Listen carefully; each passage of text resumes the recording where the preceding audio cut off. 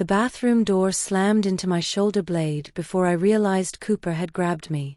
1 second I was clearing table 9, the next I was skidding across black and white tile, his fingers knotted in my collar, the fluorescent lights overhead turning everything into a washed-out crime scene.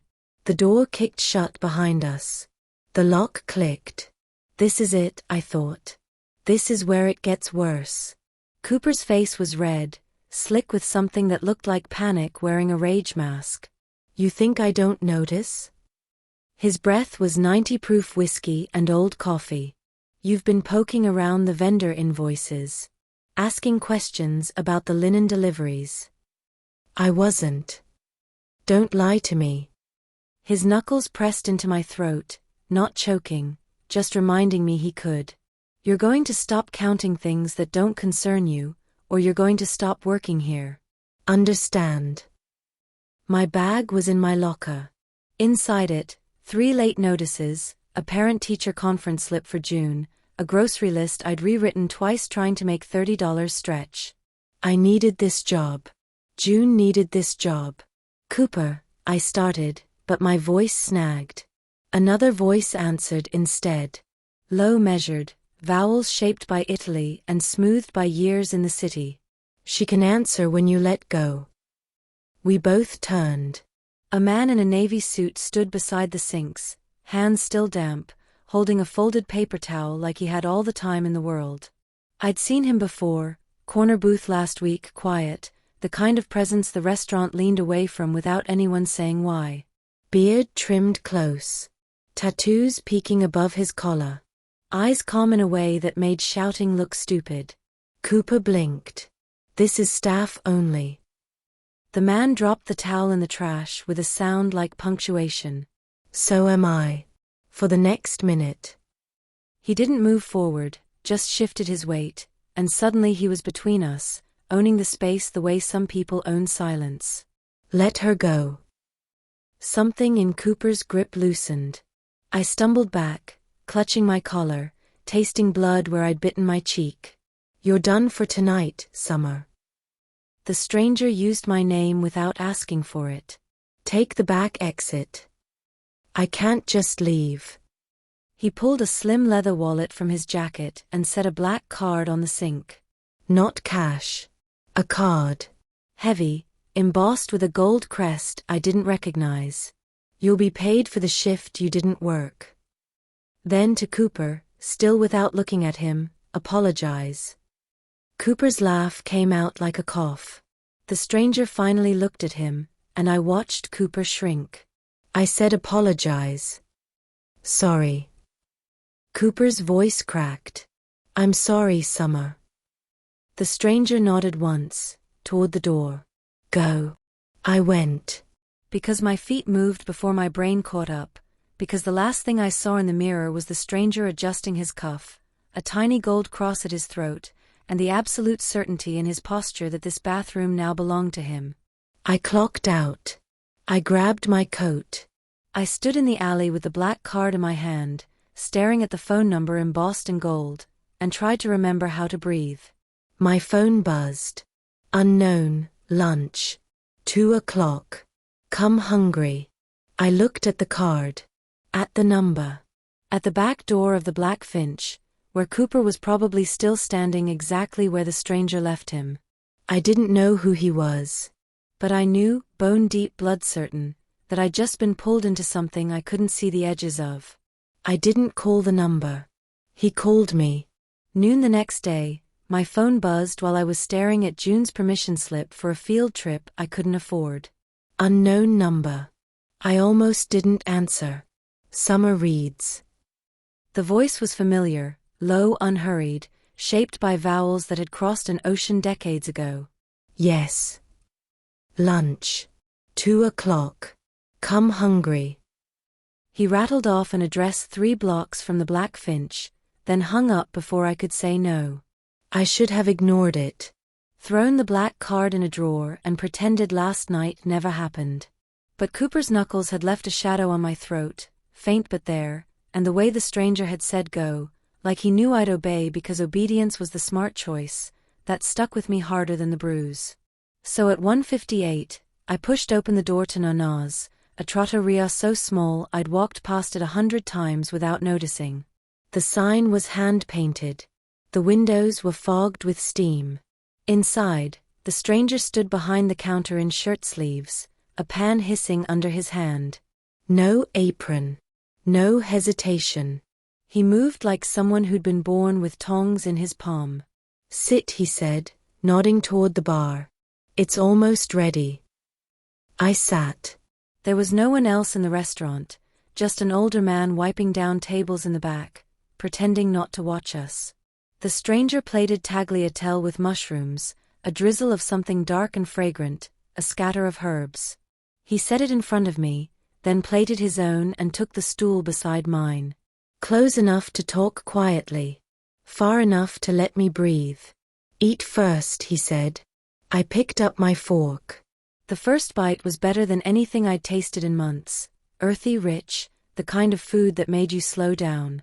He watched me eat for a moment, then started on his own plate with the same precision he'd used washing his hands last night. Yesterday was theater, he said finally. I don't enjoy theater.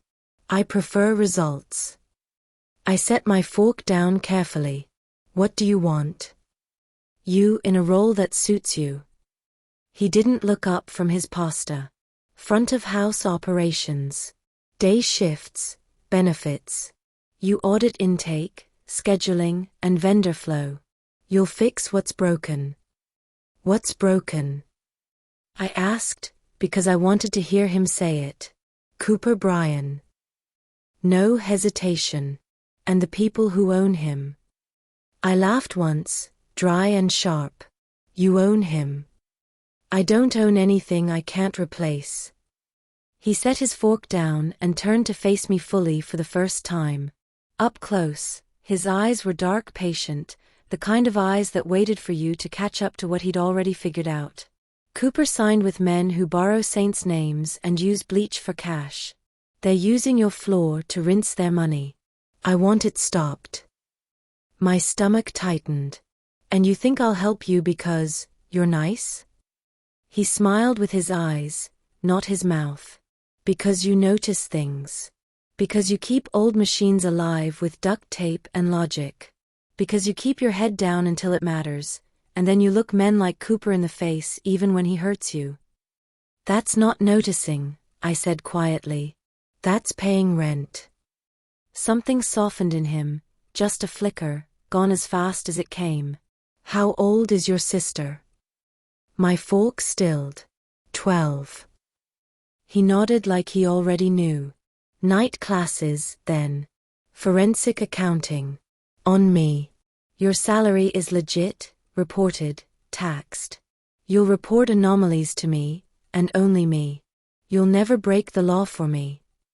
He sipped water, eyes steady over the rim. I'll put that in writing. The offer sat between us like a third person at the bar. Too good. Too clean. Too much like a trap with velvet lining. No violence, I said, testing the edge of the word. No theatrics, he corrected gently. Violence is noisy. I prefer doors closing on time. Doors closing on time, I repeated. What does that mean? It means Cooper gets a choice. Walk away clean, or stay and face what's already waiting for him. He turned back to his plate, twirling pasta he didn't eat. It means the men who own him lose their faucet without a single broken bone. It means you get paid to do what you're already doing, counting, noticing, keeping your head down until the numbers stop making sense.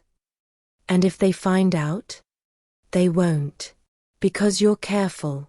Because you'll do this legally, on paper, the way your mother would have. The air left my lungs. You knew my mother? I knew of her. His voice was softer now, careful. Mara reads. She kept books for people who didn't deserve her precision. She asked the right questions. And when she found something wrong, she didn't look away. My hands were shaking. I folded them in my lap. She died in a car accident. I know. He didn't say more. Didn't need to. The weight of what he wasn't saying filled the silence. I looked at the black card still in my coat pocket, at the man beside me who'd cooked me lunch like we were old friends, at the choice sitting between us like a contract written in air. "I'll look," I said finally. "At the books. At the patterns. But I'm not signing anything today." "Fair." He stood, cleared both plates with the efficiency of someone who'd worked a kitchen line. "The card has my number. Use it when you're ready.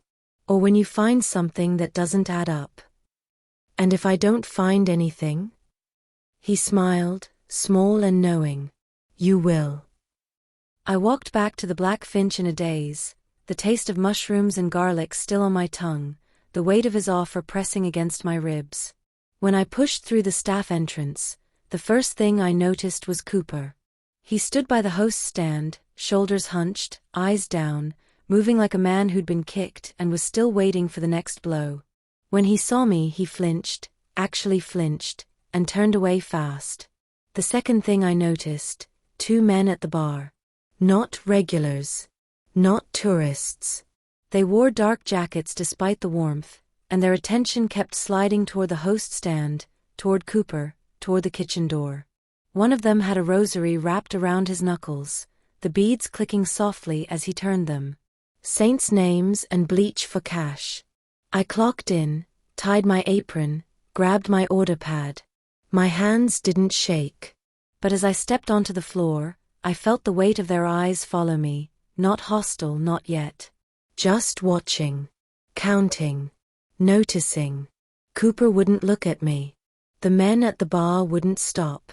And somewhere 3 blocks away, a stranger was washing dishes in a trattoria, waiting for my call. I touched the card in my pocket. Not yet. But soon. The envelope came on Tuesday. I was leaving the subway, juggling my bag and a coffee I couldn't afford but needed anyway, when a courier in a neon vest stepped into my path. "Summer reads." I nodded, confused. He shoved a manila envelope into my hands and disappeared into the crowd before I could ask who'd sent it. The envelope wasn't sealed. Inside, a single photograph, printed on glossy paper. June. Outside her school, backpack slung over one shoulder, laughing at something her friend was saying. Her hoodie was unzipped. Her hair was everywhere. She looked so small. I flipped the photo over. 3 words, scrawled in black marker, "Keep your head down." My coffee hit the pavement. I didn't hear it splash. They were watching my sister. They knew where she went to school. They knew what time she got out. They'd been close enough to take this photo, close enough to touch her. I made it to the restaurant on autopilot, the photo folded and hidden in my apron pocket, my hands steady only because I refused to let them shake. Cooper was already there, pacing near the office, his phone pressed to his ear. He saw me and turned away fast, his voice dropping to a hiss. The 2 men from yesterday weren't at the bar. But I felt them anyway, in the way Cooper moved, in the weight of the envelope against my hip, in the certainty that whatever I did next, someone would be counting. I clocked in, tied my apron, smiled at the morning prep cook. Then I went to the POS and pretended it was broken. It wasn't hard to sell. The point-of-sale system was held together with duct tape and prayers, a relic from the previous owner that crashed twice a week and made every server want to throw it through a window. I'd kept it alive for 2 years with resets and workarounds, so when I told the floor manager it was acting up again, he just sighed and waved me off.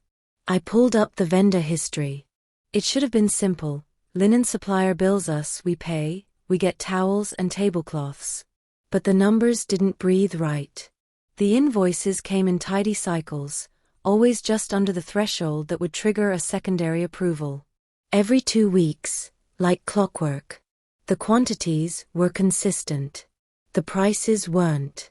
I cross-referenced the payments against the actual deliveries logged in our inventory system. We were being billed for 3 times what we received. I opened a new tab and searched the supplier name, Coastline Linen Services, LLC.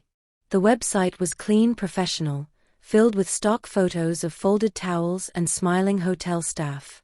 The contact address was a peer-adjacent office building I recognized, too nice for a laundry service, too quiet for legitimate traffic. I dug deeper. The landlord was listed in public records, Street Cecilia Holdings. I Googled it. A single-page website. A phone number that rang to voicemail. And buried in a cached news article from 3 years ago, a passing mention, the non-profit, headed by Father Dominic Rossi, provides community outreach and property management services. Rossi. Saints' names and bleach for cash. My stomach turned. I minimized the browser and stared at the POS screen, watching the cursor blink. Cooper walked past the host stand. I caught his reflection in the dark screen, shoulders tight, eyes down, moving like a man waiting for the hammer to fall. He'd been skimming too. Not much. Just enough to skim the cream off the top before the real money moved through. Pathetic. Greedy. Stupid.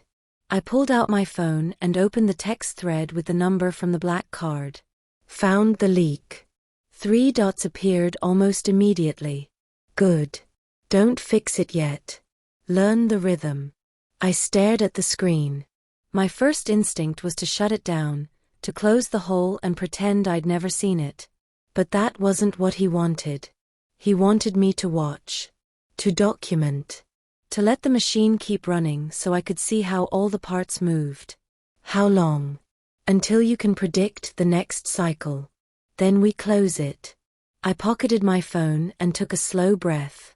June's face flashed behind my eyelids, laughing, unzipped hoodie, unaware of the camera.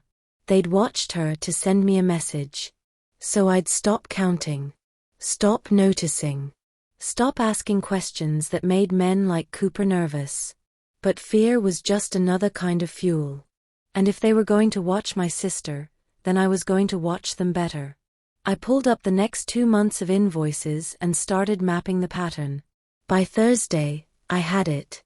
Every other Wednesday, Coastline Linen billed us $3,200 for deliveries that should have cost $900. The overage cycled through our account, then moved to the broker within 48 hours, clean and quiet. Cooper signed off on every invoice without question, his name scrawled at the bottom like a permission slip. I screenshotted everything. Timestamps, amounts, account numbers. I didn't download anything, didn't leave a trail. Just memorized the rhythm, the way Giorgio had said. Cooper caught me at the POS on Friday afternoon, his face pale and twitchy. What are you doing? Fixing the system, I said without looking up. It keeps crashing when I try to pull vendor reports. Leave it. I'll call the tech guy. It's fine. I've almost got it. I said leave it. His voice cracked on the edge of panic. I looked up at him, met his eyes. He flinched. Okay, I said quietly. I'll leave it. He walked away fast, pulling his phone out before he even reached the office. I watched him go, then closed the screen and logged out. I'd seen enough. That night, I was walking down the back hallway toward the stockroom when I caught movement in the mirror at the end of the hall. A man. Not Cooper. Not anyone I recognized from the staff. He was standing near the delivery entrance, half hidden by stacked crates, his phone out. The camera was angled at the linen delivery tags taped to the wall, batch numbers, dates, vendor codes. He snapped 3 photos, quick and efficient, then pocketed his phone and turned toward the exit. I stepped back into the doorway before he could see me. My heart hammered. I knew Giorgio's presence by now, the quiet weight of it, the way rooms rearranged themselves. This wasn't that. This was something else. Someone else. The door clicked shut. The hallway went silent. I pulled out my phone and typed fast. Someone just photographed the linen tags. Not yours. The reply came in seconds. Describe him. 5 feet 10 inches, dark jacket, rosary on his wrist. A long pause. Then. Stay visible. Don't go anywhere alone. I'm sending someone. I stared at the screen, at the empty hallway, at the mirror that had just shown me exactly how close they were. June's photo was still in my apron pocket, creased from being folded and unfolded too many times. "Keep your head down," they'd said. But my head was up now. And I was counting everything. The address Giorgio texted me wasn't a restaurant. It was a kitchen, private, tucked above a bakery that closed at 6. I climbed the narrow stairs at 7:30, my coat still smelling like fryer oil, my nerves strung tight as wire. He was already cooking when I arrived. The space was small, warm, filled with the scent of garlic and olive oil. A single table sat near the window, set for two. Giorgio stood at the stove in shirt sleeves, his jacket draped over a chair, his movements precise and unhurried. A pot simmered. A knife moved through herbs with the rhythm of someone who'd done this 1,000 times. "Sit," he said without turning. 5 minutes. I sat. The window overlooked a narrow street, dark except for the glow of a corner deli. Quiet. Private. The kind of place where conversations didn't leak. He plated 2 dishes, pasta with something dark and fragrant, a scatter of parmesan, a drizzle of oil that caught the light. He set one in front of me, then took the seat across, close enough that I could see the faint scar along his jaw, the way his eyes tracked my hands as I picked up my fork. "Eat first," he said. "Then we talk." The food was good. Better than good. But I could barely taste it. My mind was still on the man in the hallway, the rosary on his wrist, the photo of June folded in my bag. Giorgio ate slowly, watching me. After a few bites, he set his fork down. "Your mother worked for people who didn't deserve her," he said quietly. I froze. Mara Reeds. He said her name like he'd been carrying it for a while. She kept books for a side project tied to Rossi Morelli. Small operation, nothing flashy. She was good at her job. Too good. She found discrepancies, money moving in ways that didn't match the paperwork. So she made a copy. Just in case. My throat tightened. A copy of what? A ledger. Digital. Everything they didn't want found, routes, accounts, names. He paused. She was careful. She didn't go to the police. Didn't make noise. She just kept it. As insurance. And then she died. And then she died. His voice was softer now, edged with something that might have been regret. Car accident. Rainy night. Brakes failed on a bridge. I set my fork down carefully, my hands shaking. You think they killed her? I think brakes don't fail on their own. He met my eyes. I think she knew something was coming, and she hid that ledger somewhere they couldn't find it. Somewhere safe. Where? The Black Finch. The words hung between us like smoke. She worked there, he continued. Years ago, when it was still under the old owner. Part-time, keeping books, balancing the till. She knew the building. She knew how to hide things in plain sight. My chest felt tight. I remembered my mother's hands, the way she used to balance neighbor books at our kitchen table, her reading glasses perched on her nose. I remembered the funeral, the man with the medicated smile asking if she'd ever mentioned the names Rossi or Morelli. I'd lied and said no. Cooper, I said quietly. Giorgio nodded. His promotion wasn't random. 6 months ago, Rossi, Morelli needed a new funnel. They put Cooper in place, cleaned up the staff, made sure no one asked questions. They've been looking for that ledger ever since. And you think I can find it? I think if your mother left you anything, it's a map you don't know you have. He leaned forward slightly, his voice steady. I want that ledger, Summer. Not to escalate. Not to start a war. I want it to sever their routes, to cut them off at the knees without firing a shot. I want clean ownership. Legal. The way it should be. And what do I get? Everything we already talked about. Legal salary, night school, protection for June. And a promise, His eyes didn't waver. That I'll never ask you to break the law. That you'll never touch anything dirty. That this stays on paper, the way your mother would have wanted. I stared at him, at the scar on his jaw, at the tiny gold cross glinting at his throat. Why do you care? I asked. About keeping it legal. About clean books. I stopped, searching for the word. What I am, he said quietly, is tired of theater.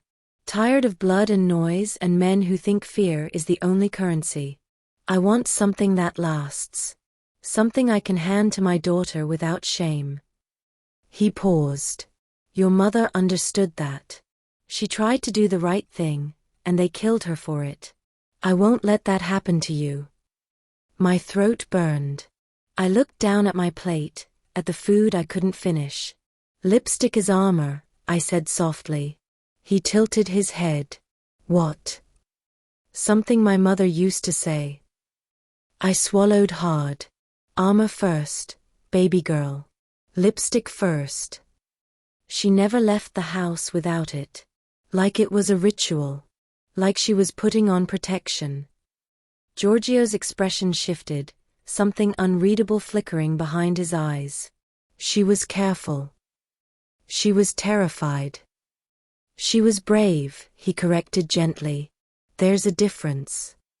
We sat in silence for a moment, the weight of the past pressing against the present. Finally, Giorgio stood and began clearing the plates. Go back to the Black Finch, he said. Look with fresh eyes. Not for a lockbox or a safe. For something small. Something only you would recognize. And if I find it? Then we finish this. Quietly. The way doors close on time. I went back to the Black Finch the next morning before my shift. The restaurant was empty, still dark except for the kitchen prep lights. I walked through the dining room, past the bar, down the back hallway toward the staff room. The lockers were old, dented, held together with rust and stubbornness. Above them hung a mirror, scratched, cloudy, the kind that had been there so long no one noticed it anymore. I stopped. There was a nick in the frame. Small, barely visible. I remembered it from years ago, from my first summer bussing tables when I was 15 and my mother was still alive. I'd knocked my elbow into it, and she'd steadied me, her hands warm and sure. Armor first, baby girl. I stepped closer, my reflection staring back at me, pale, tired, afraid. The nick in the frame looked deliberate. Not damage. A mark. I reached up and ran my fingers along the edge. The frame shifted. Just slightly. Just enough. My breath caught. I pressed harder, and the mirror tilted forward, revealing a narrow gap between the glass and the wall.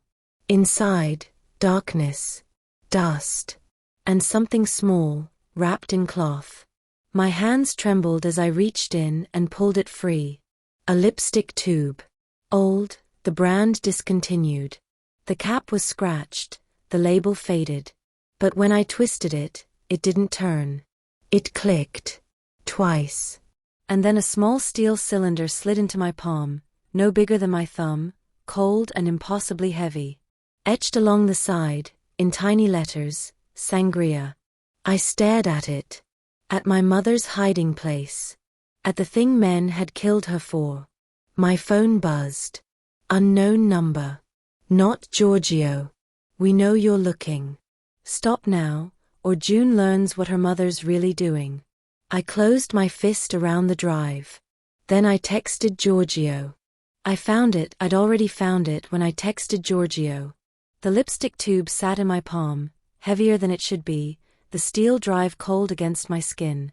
Sangria etched in letters so small I had to squint to read them. My mother's handwriting would have been on the cloth wrapping, I was sure of it, but time had faded the ink to nothing. I stood in the staff room, the mirror still tilted forward, my reflection fractured in the cloudy glass.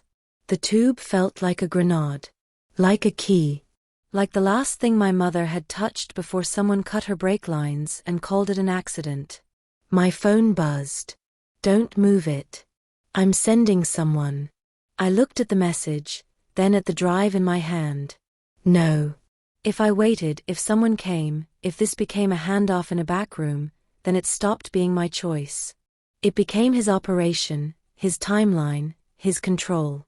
And I'd spent too many years watching other people control my life. I wrapped the lipstick tube back in the cloth and slipped it into my apron pocket, then carefully pushed the mirror back into place. The nick in the frame looked innocent again. Just damage. Just age. I walked out of the staff room, clocked in, tied my apron tighter. And I worked my shift. It was a slow night. Tuesday regulars, a few walk-ins, nothing that required more than muscle memory. I smiled. I poured water. I recited specials I'd memorized weeks ago. The weight in my pocket felt like a heartbeat, constant, impossible to ignore. Cooper stayed in the office. I saw him through the window once, pacing, his phone pressed to his ear, his free hand dragging through his hair. He looked thinner. Tired. Like he'd stopped sleeping. Good. At 9:40, I counted my till. Balanced to the penny. I logged my tips, grabbed my coat, and walked out the side door into the alley without saying goodbye to anyone. The city was loud with distant traffic and someone's music bleeding from an open window. I pulled out my phone and texted the number on the black card. I have it. Where do I bring it? The reply came immediately. Not here. My office. Address below. Come now. I memorized the address, then deleted the message and started walking. Giorgio's office was in a building I'd passed 100 times without noticing. Old brick, iron fire escapes, the kind of place that looked like it held architects or lawyers or small import businesses. The lobby was clean, quiet, staffed by a man in a dark suit who nodded at me like he'd been expecting me. 5th floor. End of the hall. The elevator was old, the kind with a brass gate and a hum that rattled your teeth. I rode it up alone, the lipstick tube heavy in my coat pocket, my reflection warped in the polished metal doors. The hallway was dim. A single door at the end, slightly ajar, warm light spilling out. I knocked once. Come in. Giorgio's office was smaller than I expected, wood and glass and city lights beyond the window. A desk, clean except for a single lamp and a fountain pen. 2 chairs. A bookshelf filled with ledgers and something that might have been poetry. He stood when I entered, jacket off, sleeves rolled, the gold cross at his throat catching the light. You didn't wait, he said. Not angry. Almost amused. I don't take orders well. I noticed. He gestured to the chair across from his desk. Sit. I sat. I pulled the lipstick tube from my pocket and set it on the desk between us, the steel drive still wrapped in faded cloth. Giorgio looked at it for a long moment, then at me. Your mother was extraordinary, he said quietly. My mother was scared. She was both. He didn't touch the drive. Do you know what's on it? You said a ledger. Routes, accounts, names. Everything they've built in this city for the last decade. Every shell company, every broker, every priest and landlord who's looked the other way. He leaned back slightly. This doesn't just cut a route. It dismantles the machine. I stared at the drive. At the weight of what my mother had carried. What she'd died for. I have conditions, I said. Giorgio nodded. I'd be disappointed if you didn't. I pulled a folded piece of paper from my pocket, written in my own careful print during the subway ride over. I smoothed it on the desk between us. Everything legal on paper. My salary, my role, my night school tuition, all reported, all taxed. A trust for June that you can't touch, that no one can leverage. I report directly to you, and only you. No intermediaries. No theatrics. I met his eyes. And you use this data to dismantle their routes. Not to escalate. Not to start a war. You close doors. You don't blow them off the hinges. He read the list slowly, his expression unreadable. You think I'm a knife, he said finally. I think you could be. Knives cut ropes too.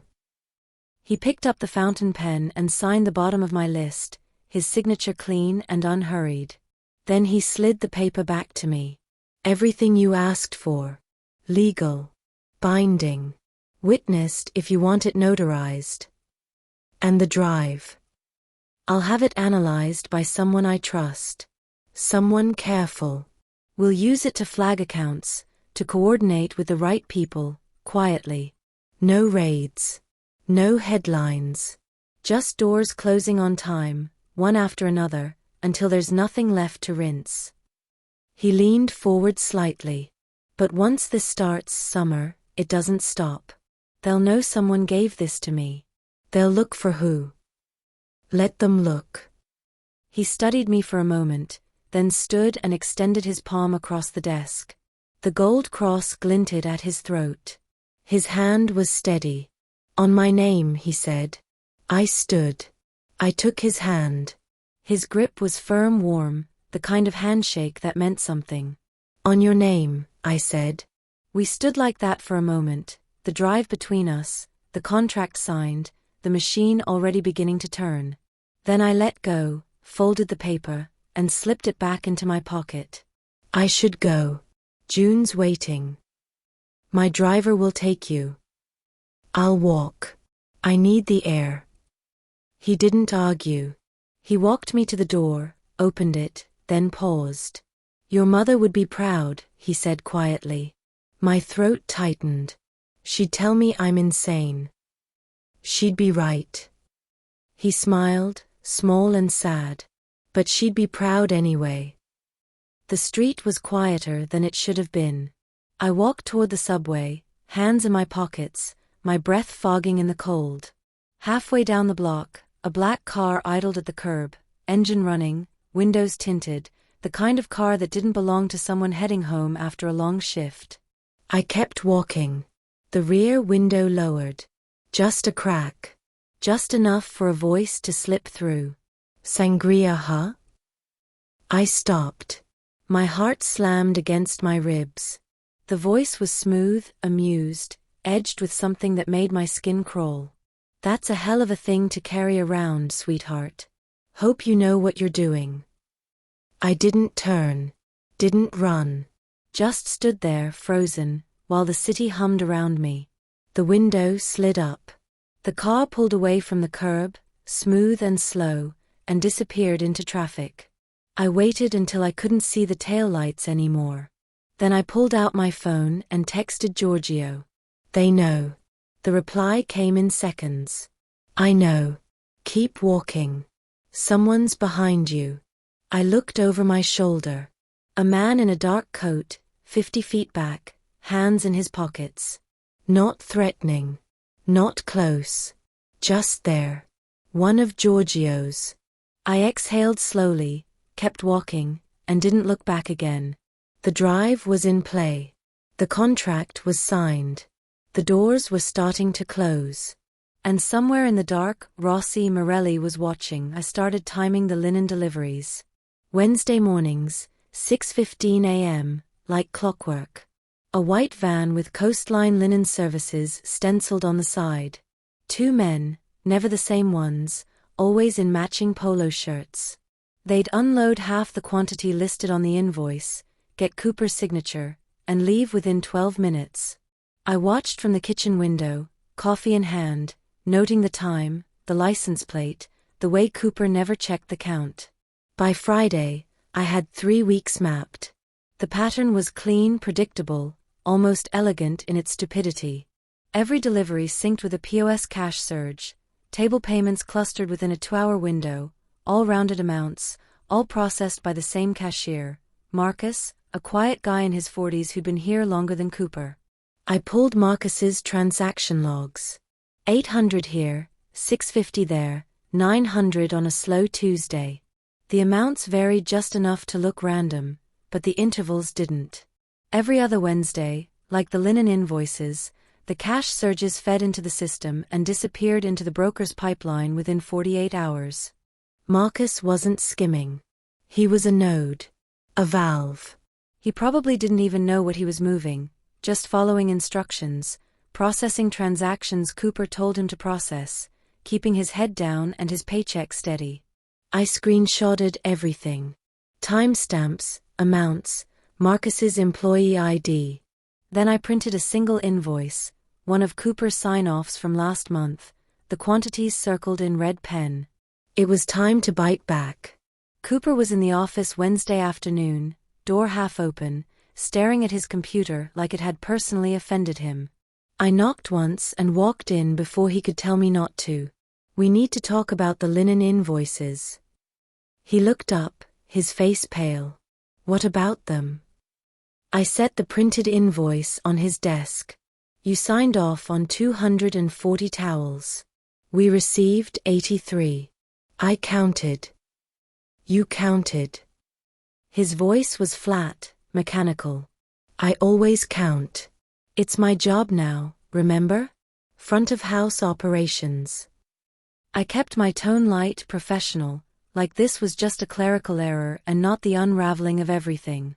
There are also some scheduling inconsistencies. Marcus processed 17 transactions last Wednesday during a 2-hour window when we only seated 9 tables. The math doesn't work. Cooper's jaw tightened. "Marcus is fine. He's been here for years." "I'm sure he is. I'm just saying the numbers don't match." I tapped the invoice. "And if the numbers don't match, we need to fix it. Unless you want me to flag it for the accountant." His hand shot out and grabbed the paper, crumpling it slightly.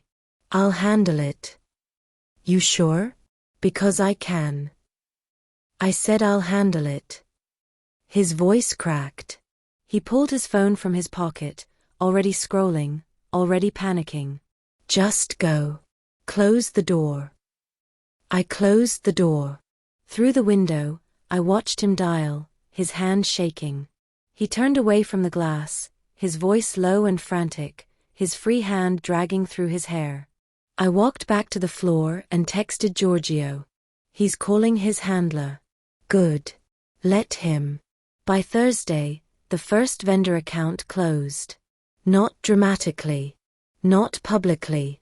Just a quiet email from Coastline Linen Services informing the Blackfinch that they were restructuring their client base and would no longer be able to fulfill our contract. A new supplier, legitimate, licensed, with a real warehouse and a customer service line, contacted us the same day with better rates and transparent invoicing. Cooper stared at the email like it was a death notice. Marcus was pulled for a routine scheduling review and quietly let go with 2 weeks severance. Generous, legal, no accusation attached. He left confused but grateful, no idea he'd been a cog in a machine that was now being dismantled piece by piece. The revenue dip was subtle. A few hundred here, 1,000 there. Enough that someone looking at a spreadsheet would notice, but not enough to trigger alarms. Just doors closing on time. I felt it in the air, the tightening, the pressure building. Cooper barely spoke. The kitchen staff whispered. And every time I walked past the host stand, I felt eyes on me that I couldn't see. Friday afternoon, my phone rang. "June's school. Ms. Reed's? This is Principal Alvarez. I'm calling because a man came to the office today asking about your daughter's pickup schedule." My blood went cold. "What man?" "He said he was a family friend. He didn't give a name. When we asked for ID, he left." Her voice was careful, professional, laced with concern. "We've flagged your daughter's file. No one will be allowed to pick her up except you or the contacts you've listed. But I wanted you to know." "Thank you." My voice didn't sound like mine. "I'll be there in 20 minutes." I hung up. My hands were shaking. I texted Giorgio. "They went after June." "I know. Picking her up?" "Yes. Don't go home. Take her to a friend's. I'm assigning someone." I clocked out, grabbed my coat, and ran. June was waiting in the office when I arrived, her backpack on her lap, her face confused and a little scared. "Mom? What's going on?" Nothing, baby. Just a mix-up. I signed her out, forced a smile, kept my voice steady. We're going to stay at Emma's for a few days. Her mom already said yes. It'll be fun. Is it because of that man? My throat tightened. What man? The one who was asking about me. Ms. Alvarez said he was weird. She looked up at me, her eyes too old for 12. Are we in trouble? No. I pulled her close, pressed my lips to the top of her head. No, baby. We're not in trouble.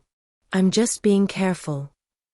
Emma's mom lived 3 blocks from the school, a nurse who worked nights and owed me a favor from when I'd covered her grocery run last winter. She took June without questions, just a knowing look and a promise to keep the doors locked. I walked back to the subway alone. Halfway there I felt him, the shadow Giorgio had promised. A man in a dark jacket, 50 feet back, hands in his pockets, eyes scanning the street. Not threatening.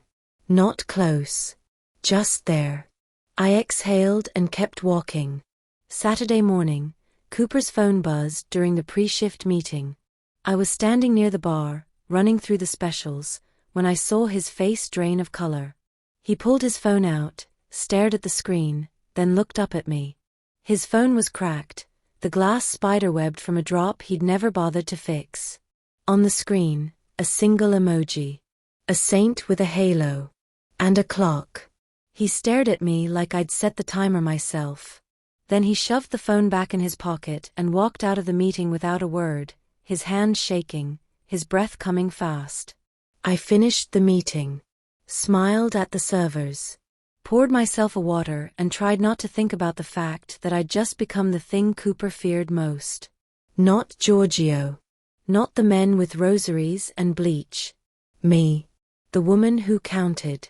My phone buzzed. Pressure's building. Stay visible. Don't go anywhere alone. I looked at the message, then at the door Cooper had just disappeared through. The doors were closing. And someone was about to get caught on the wrong side. The bathroom door clicked shut behind me before I realized Cooper had followed me in. We need to talk. His voice was low, tight, the kind of quiet that came before something broke. He stood between me and the exit, his shoulder against the door frame, his hand shaking slightly as he tried to look in control. I'd seen this before. The same fluorescent lights. The same tile. The same desperate man trying to reclaim power he'd already lost. Except this time, I wasn't alone. My phone was in my apron pocket, audio recorder already running. I'd started recording every shift 3 days ago, after the Saint emoji, after June's school, after I'd realized that documentation was the only armor that mattered. Cooper, I'm working.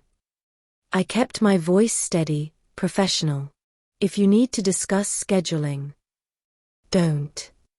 He stepped closer, and I saw the cracks in him, sleepless eyes, unwashed hair, the tremor in his jaw that said he'd been grinding his teeth for days. You know what you did. You went through the invoices. You flagged Marcus. You're the reason everything's falling apart. I fixed errors in the system. That's my job. Your job. He laughed once, sharp and bitter. Your job is to keep your head down and stop counting things that don't concern you. But you couldn't do that, could you? You had to be just like your mother. The door opened. Cooper spun. I exhaled. Giorgio stood in the doorway, hands damp from the sinks, sleeves rolled, moving with that same unhurried certainty that made rooms rearrange themselves. He dried his hands slowly, eyes on Cooper, then folded the paper towel with exact, deliberate motions. Summer, he said quietly. Step out, please. I moved past Cooper, close enough to smell the whiskey on his breath, the fear in his sweat. As I reached the door, Giorgio's hand rested briefly on my shoulder, steadying, grounding, then released. I stepped into the hallway but didn't go far. Through the crack in the door, I could hear everything. Sit. Giorgio's voice was calm, patient, the way you'd speak to a child having a tantrum. I don't work for you. You work for men who borrow saints' names and use bleach for cash. I'm offering you something they won't, a choice. The sound of paper sliding across a surface. Resign. Sign a truthful affidavit about the vendor arrangements, the cash nodes, the delivery schedules. Walk away clean. Or I hand you to the men you serve, and we let them decide what happens when their faucet runs dry. Silence. Then the scrape of a chair. You're bluffing. I have the ledger your bosses have been looking for. Sangria. Everything Mara reads documented before they killed her. Giorgio's voice dropped, gentle but immovable. I'm giving you the exit she never got. Take it. More silence. Then the sound of pen on paper, frantic shaking, the scratch of someone trying to write fast enough to outrun their fear. Names, Giorgio said. Drop points. Be specific. Cooper's voice cracked as he spoke, listing addresses, dates, the church landlord who signed leases for buildings that didn't exist, the broker who moved money through peer-adjacent accounts with saints' names on the paperwork. He gave up everything, not out of courage, but out of the animal certainty that the man in front of him was more dangerous than the men behind him. When the pen finally stopped, Giorgio spoke again. You leave tonight. You don't contact anyone from Rossi, Morelli. You don't come back to the Black Finch. If you do this right, you disappear. If you don't, he paused. Doors close on time. Understand? Yes. Go. The door opened. Cooper stumbled out, his face gray, the affidavit clutched in his shaking hand. He looked at me, and something in his expression shifted, not anger, not fear. Regret. He stopped. Swallowed. Then leaned close enough that I could smell the desperation coming off him in waves. Your mother's death wasn't an accident. His voice was barely a whisper. Someone cut the brake lines. It was supposed to be a warning, not, he stopped, his throat working. It went too far. I'm sorry. My knees buckled. Giorgio's hand caught my elbow before I hit the floor, steadying me, holding me upright while the world tilted sideways and my mother's voice echoed in my head. Armor first, baby girl, and the fluorescent lights buzzed overhead like insects trapped in glass. Cooper walked away. I heard his footsteps fade, heard the back door slam, heard the alley swallow him whole. Giorgio's grip on my arm was firm, warm, grounding. If that's true, he said quietly, his eyes on mine steady and certain, we close this for Mara. He meant it. I believed him. The clean suppliers came in like clockwork. Monday, new linen service, licensed and transparent, half the cost of Coastline with twice the inventory. Wednesday, updated POS vendor protocols, every transaction logged and cross-referenced, every invoice requiring dual sign-off. Friday, the broker's business license flagged by a city compliance contact. Nothing dramatic, just a routine audit that would take months to resolve and freeze every account tied to his operation. Giorgio's reach was long, patient, and completely legal. Paper over blood. Doors closing on time. By the end of the week, the Black Finch felt different. Lighter. The kitchen staff stopped whispering. The servers smiled without faking it. The till balanced to the penny every night. I worked my shifts, ran my audits, and watched the machine I'd helped dismantle fade into irrelevance. Sangria was decrypted in pieces, selective, careful, only the laundering paths and payment splits. No names that would escalate into violence. No trails that would lead to bodies instead of courtrooms. Giorgio kept his promise, everything legal on paper, sharp enough to cut without drawing blood. The fallout was quiet. Rossi, Morelli's cash drip slowed to a trickle. Their handler pressured Cooper, but Cooper was already gone, disappeared into whatever life men like him built when they ran out of choices. The church landlord faced tax board inquiries. The peer-adjacent accounts were frozen pending investigation. No raids. No headlines. Just doors closing, one after another, until there was nothing left to rinse. Violence is noisy, Giorgio told me over coffee one morning, his voice calm, his eyes on the street outside the window. Paper is patient and sharp. It cuts cleaner than knives. I believed him. I'd seen it work. But Rossi, Morelli wasn't done yet. Thursday afternoon, my phone buzzed. Unknown number. Not Giorgio. Your sister's walking home alone. My blood went cold. I bolted from the restaurant, my apron still tied, my hand shaking as I dialed June's phone. It rang once. Twice. Then she answered, breathless and confused. Mom? What's wrong? Where are you? Walking to Emma's. Like you said. Is anyone following you? A pause. There's a guy. Black jacket. He's been behind me since I left school. Stop walking. Go into the nearest store. Now. I heard her footsteps quicken, heard the bell above a shop door, heard her voice ask for the manager. Then Giorgio's voice on another line, cutting through the panic. I know. We have him. What? The tail. My team boxed him 2 blocks from the school. He's not going anywhere. I sagged against the alley wall, my chest heaving, my hands pressed to my face. Is June safe? She's safe. The shadow's with her. He'll walk her to Emma's and stay until you get there. What about the man who? He'll be questioned. Quietly. Then released with a message. June reads is off limits. Anyone who touches her answers to me. A pause. This doesn't happen again, Summer.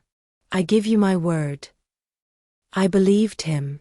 Because 2 hours later, when I picked June up from Emma's, the shadow was still there, a man in a dark coat, 50 feet back, eyes scanning the street. Not threatening. Not close. Just there.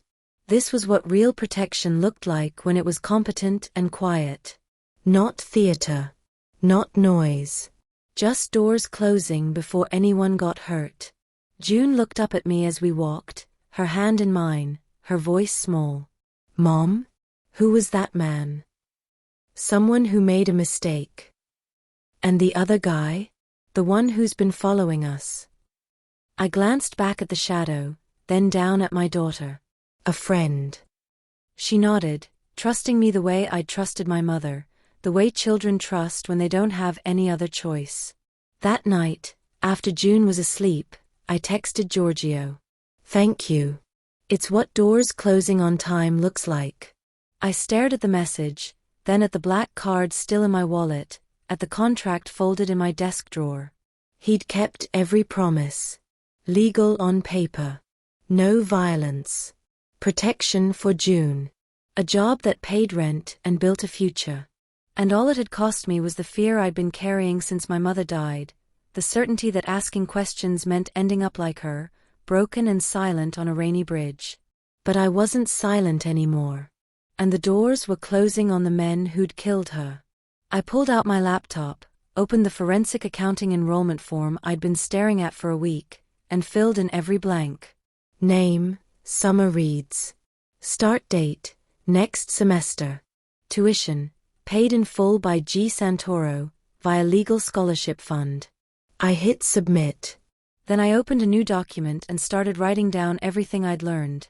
The audit trails, the vendor patterns, the way money moved through shells and saints' names and bleach-clean accounts. Not for Giorgio. For me. For June. For the next time someone needed to know how to count what others wanted hidden. My mother had left me a ledger. I was building my own. Outside, the city hummed. The shadow stood watch. And somewhere in the dark, Giorgio's people were closing doors, patient, precise, perfectly legal. No theatrics. Just results.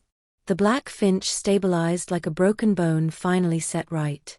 3 weeks after Cooper's resignation, the numbers started breathing normally. Revenue tracked honestly, no phantom surges, no invoices that made my stomach turn. The staff rotation became fair, predictable, based on seniority and skill instead of whoever Cooper needed to control. My front-of-house operations hummed with the kind of efficiency that comes when people aren't afraid of their manager. I hired 2 new servers, both women, both single mothers, both grateful for day shifts and transparent pay. I updated the POS system with help from an actual IT professional instead of duct tape and prayers. I instituted weekly team meetings where people could voice concerns without fear of retaliation. The restaurant felt lighter, like we'd all been holding our breath for months and finally remembered how to exhale. But the real closure came on a Tuesday night, 3 weeks and 4 days after I'd handed Giorgio the drive. My phone rang at 11 p.m.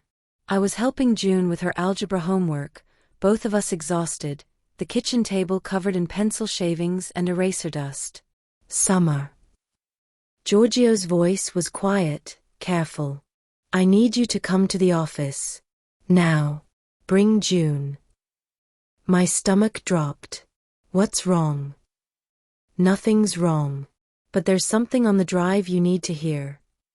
The office was warm when we arrived, lit by a single desk lamp that cast long shadows across the bookshelves. Giorgio stood when we entered, his expression unreadable, and gestured to 2 chairs arranged side by side. Sit. Both of you. June looked at me, confused. I squeezed her hand and we sat. Giorgio placed a small speaker on the desk between us. His fingers hovered over the play button. The tech who decrypted Sangria found something in the metadata. An audio file, hidden in the directory structure. Dated 3 days before your mother's accident. He looked at me, his eyes steady. I think she knew something was coming. My throat tightened. What is it? Her voice. He pressed play. Static crackled through the speaker. Then my mother's voice filled the room, warm, familiar, achingly alive. Summer baby, if you're hearing this, then I didn't make it. And I'm sorry. I'm so sorry. June's hand found mine, gripping tight. I kept records of things I shouldn't have seen. Money moving through shells and saints' names, people who borrow God's words to wash blood off their hands. I made a copy because I thought, I hoped, it would keep us safe. Insurance. Leverage. A pause. The sound of her breathing, fast and shallow. But insurance only works if they believe you'll use it. And I couldn't. I thought about what it would do to you, to June, to drag you into something you didn't choose. So I hid it instead. Armor first, baby girl. Remember that. Lipstick first. Her voice cracked, softened. If you find this, make them choose paper over blood. Make them answer to documents and courtrooms and clean books. Don't let them turn this into theater. Your grandmother used to say that violence is what small men do when they run out of words. So give them words. Give them numbers. Make them count. Another pause. Longer this time. I love you both. More than anything. More than safety. And if I'm gone, her voice broke. Don't let them make you small. Don't let them make you quiet. You were born loud, Summer. Stay that way. The recording ended. Silence filled the office like water rising. Then June whispered, Mom. Not to me. To the speaker. To the ghost of the grandmother she barely remembered. And I broke. I wept the way I hadn't let myself weep at the funeral, at the insurance meetings, at the nights when June asked why Grandma wasn't coming back. I wept for the woman who'd counted money for men who killed her, who'd hidden a ledger in a lipstick tube, who'd chosen paper over blood and died for it anyway. June climbed into my lap, too big for it, all knees and elbows, and wrapped her arms around my neck, her face pressed to my shoulder. Giorgio stood and walked to the window, giving us space, his silhouette dark against the city lights. When I could finally breathe again, I looked up at him. Thank you. He turned. She was brave. You're her daughter. That means something. It means I don't get to stop. No. He came back to the desk, sat across from us, his hands folded. But it means you get to choose how you move forward. Legal on paper. Clean books. A future that doesn't eat you alive. I wiped my face with the back of my hand. June was still in my lap, her head on my shoulder, listening.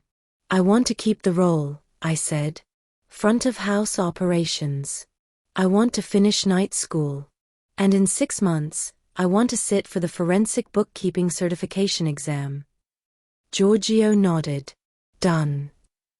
And I want clear boundaries. A direct line to you, no intermediaries. Mutual leverage that builds trust instead of fear. If this is a partnership, it's equal. I count what you need counted, but I'm not your employee, I'm your auditor. Your conscience. A smile ghosted across his face. My conscience. I like that. And June stays protected. Always. Always, he said without hesitation. You have my word. On my name. June lifted her head, looked at Giorgio with eyes too old for 12. Are you a good man? He didn't flinch. I try to be. Most days. That's honest. She looked at me. I like him. I laughed, watery and raw. Yeah, baby. Me too. A week later, I walked back into the staff bathroom, the same black and white tile, the same fluorescent lights, the same mirror that had witnessed Cooper's hands on my throat and Giorgio's quiet intervention. But now it was mine. I stood in front of the mirror, pulled out my mother's lipstick tube, the real one, not the decoy with the drive, and applied it carefully. Red. Bold. Armor. I straightened my jacket, smoothed my hair, checked my reflection with the kind of precision my mother had taught me. The door opened behind me. Giorgio's reflection appeared in the mirror's edge, not looming, not crowding. Parallel. Equal. He was buttoning his cuff, the tiny gold cross at his throat catching the light. Doors. I asked. He glanced at his watch, then met my eyes in the mirror. Closing on time. I nodded once, picked up my order pad, and turned toward the dining room where clean books and honest revenue waited. He didn't rescue me. He handed me a mirror. I chose the armor, and the ledger did the cutting. The rest was just doors closing, one after another, quiet and certain. The way my mother would have wanted.